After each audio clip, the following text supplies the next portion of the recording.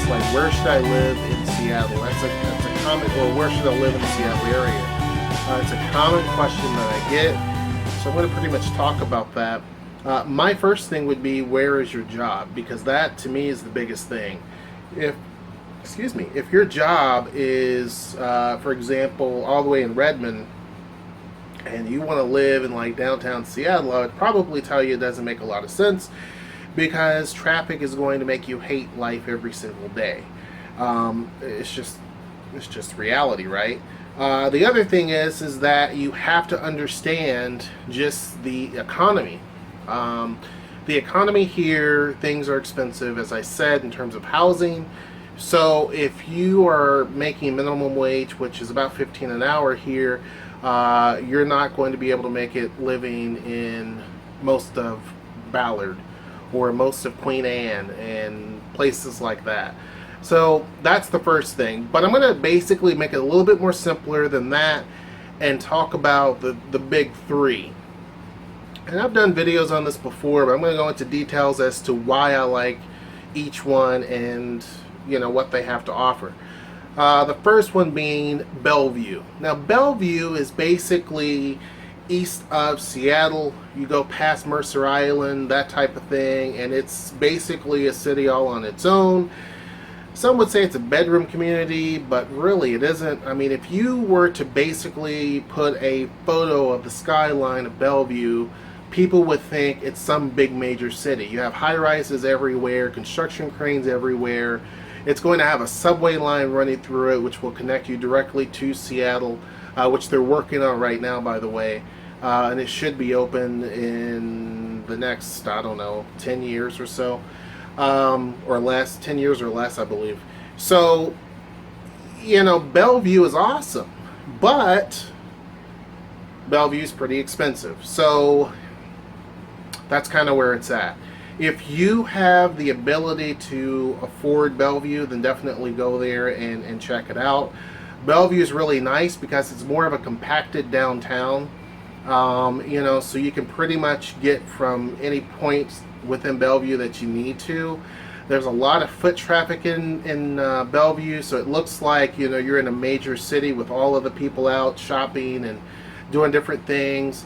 It has a very active arts community that there as well. So if you like, you know, plays and theaters and things like that, then downtown Bellevue has that for you. They have a really wonderful park downtown. We went to actually enjoy the park. It's really, really cool.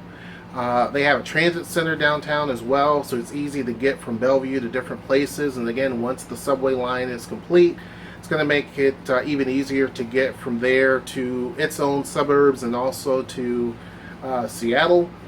And so Bellevue, let's not forget, also has its own shopping mall right downtown as well. We go there quite often. The girls love Legoland, obviously. I mean, that's one of the places that we hit up. Noelle likes Cheesecake Factory, which is right there as well. So, you know, it's a win-win. But it offered, you have to understand too that Bellevue has a lot of the higher end stores and shops that you may like. So it has a Louis Vuitton store there and stuff like that. So you have your really high end type luxury stores located there.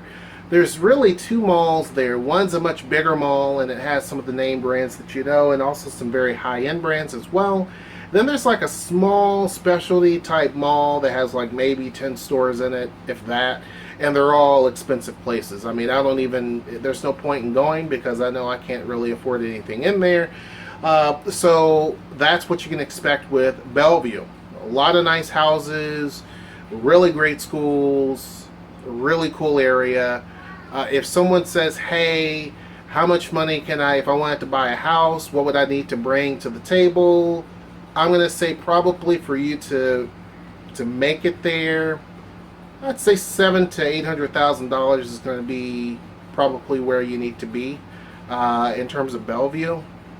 Can you find something cheaper?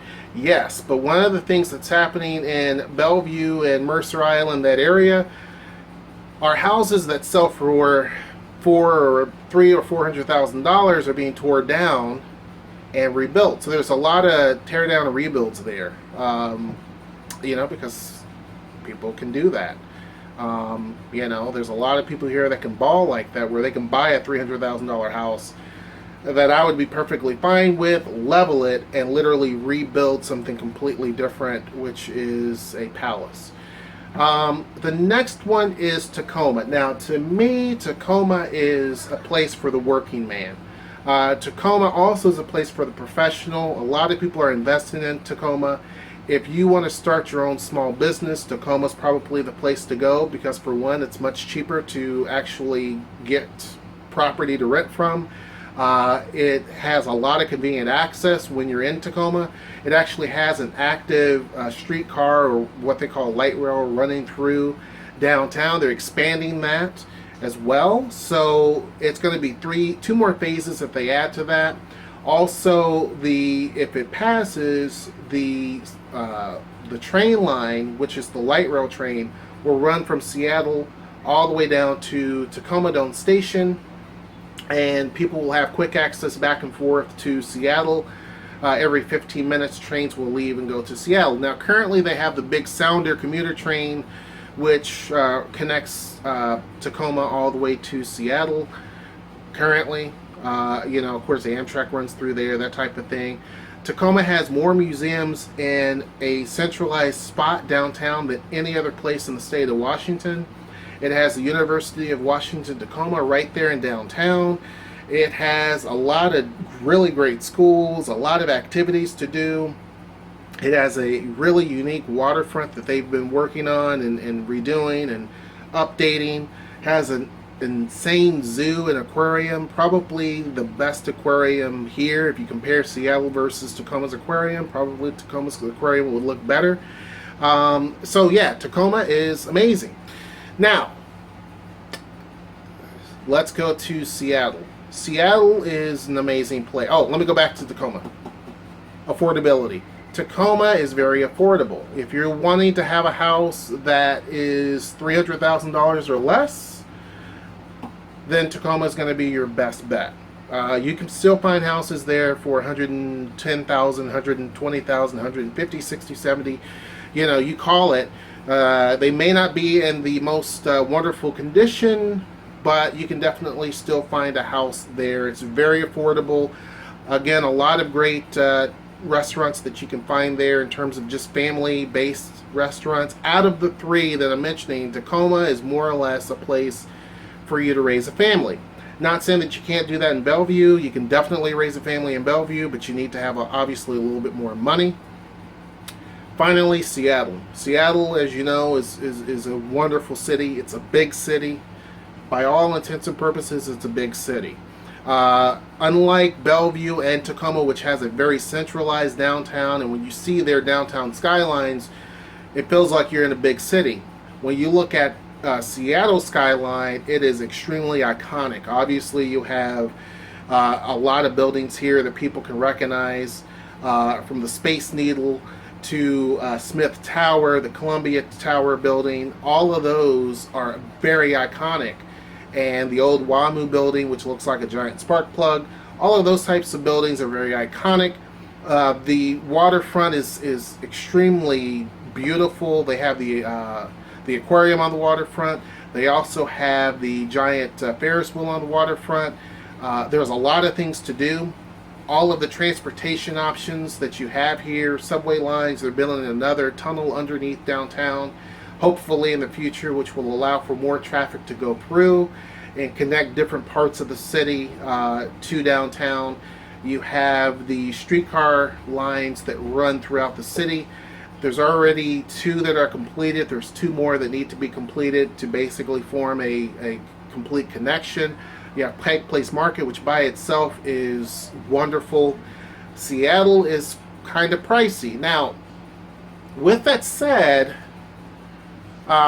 you can still find some decent deals in Seattle, depending upon what your budget is. And when I say decent deals, the average house price, based on something that I think the newspaper here, the Seattle Times, said was $667,000, right? So that's the average house price here in Seattle. Now, could you find something a little bit cheaper? Yeah, but it's probably not going to look that great. I remember a house that was for sale for $450,000, and it was uninhabitable. So, and the buyers knew it was uninhabitable, but people bought it so they can tear it down and rebuild on it, rebuild on the land. So that gives you an idea of what you're up against. Seattle has some pretty good schools. Tacoma schools, if you're wondering, are okay. Seattle schools are a lot better when you go up to places like Linwood, which is not technically Seattle, it's a suburb. Schools are really great. You have a lot more options in Seattle as well. The job market is amazing in Seattle. You can make a lot of money here. There's a lot of people that do make a tremendous amount of money. If you wanted to start a small business, Seattle is pretty pricey for you as well. The startup costs are going to be just extremely expensive. Just like the startup costs in Bellevue are going to be extremely expensive. Office space in both cities are pretty high. In Tacoma, you're going to have probably half the cost for to rent a space. So Seattle has a lot of benefits. It is becoming a more of a family-oriented town, or city, I should say. The city is really trying to push to get more families here as opposed to just singles. It's known for being a singles capital. But anyhow, that's pretty much it. The three cities, Seattle, Tacoma, and Bellevue. Hope you enjoyed the video, and until next time, I'll see you. Take care.